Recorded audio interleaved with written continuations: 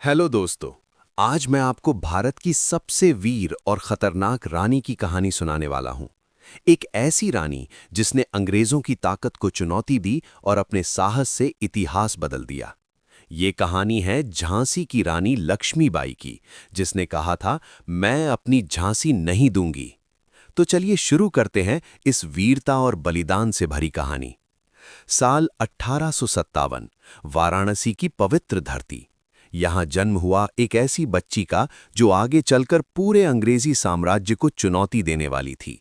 उसका नाम था मणिकर्णिका, जिसे प्यार से सब मनु कहते थे। मनु बचपन से ही बिल्कुल अलग थीं। जहां बाकी लड़कियां गुड़ियों से खेलती थीं, वहीं मनु तलवार चलाना सीखती थीं।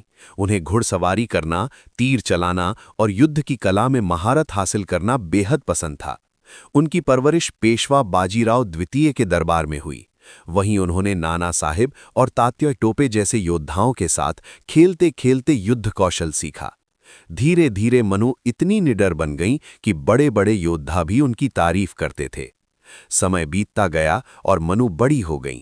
उनकी शादी झांसी के राजा गंगाधर राव से हुई और तभी से वे बन गईं रानी लक्ष्मीबाई।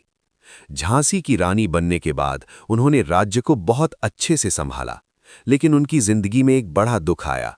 उनका छोटा बेटा जन्म के कुछ समय बाद ही चल बसा।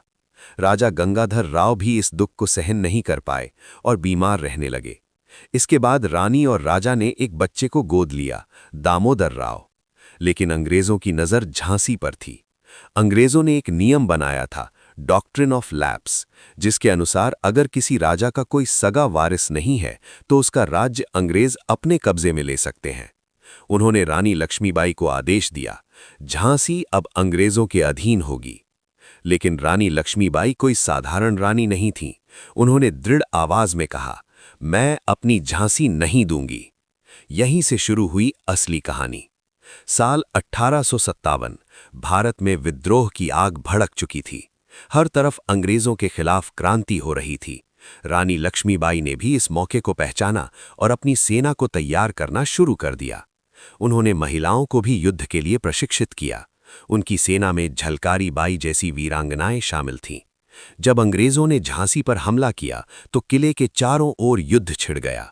तोपें गरज रही थीं, तलवारें चमक रही थीं और हर तरफ सिर्फ युद्ध का शोर था। रानी लक्ष्मीबाई खुद घोड़े पर सवार होकर सेना का नेतृत्व कर रही थीं। उनके हाथ में तलवार थी और आंखों में आग। अंग्रेजों की सेना बहुत बड़ी थी, लेकिन रानी का साहस उससे भी बड़ा था। कई दिनों तक युद्ध चलता रहा। झांसी का किला चारों तरफ से घिर गया।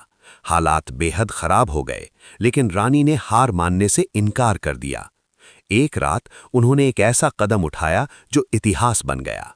उन्होंने अपने छोटे बेटे दामोदर राव को अपनी पीठ पर बांधा, घोड़े बादल पर सवार हुईं और किले की ऊंची दीवार से छलांग लगा दी। ये दृश्य आज भी वीरता की सबसे बड़ी मिसाल माना जाता है।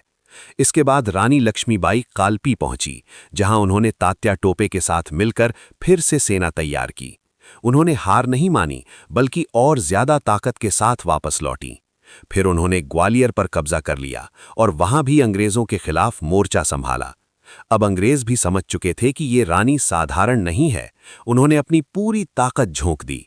18 जून 1858, ग्वालियर के पास कोटा की सराय का मैदान। ये दिन इतिहास में अमर हो गया। रानी लक्ष्मीबाई पूरी वीरता के साथ युद्ध लड़ रही थीं। उन्होंने कई अंग्रेज सैनिकों को परास्त किया, लेकिन युद्ध के दौरान वे गंभीर रूप से घायल हो गईं। फिर भी उन्होंने हार नहीं मानी। आखिरी सांस तक लड़ती रहीं और अंत में मातृभूमि के लिए अपने प्राण न्यौछावर कर दिए। रानी लक्ष्मीबाई भले ही इस दुनिया से चली गईं, लेकिन उनकी कहानी आज भी हर भारतीय के दिल में जिंदा है। उनकी वीरता, उनका साहस और उनका देश प्रेम आज भी हमें प्रेरणा देता है। सीख: अगर इरादा मजबूत हो तो कोई भी ताकत आपको रोक नहीं सकती। देश के लिए लड़ना और अपने हक के लिए खड़े होना ही सच्ची बहादुरी है।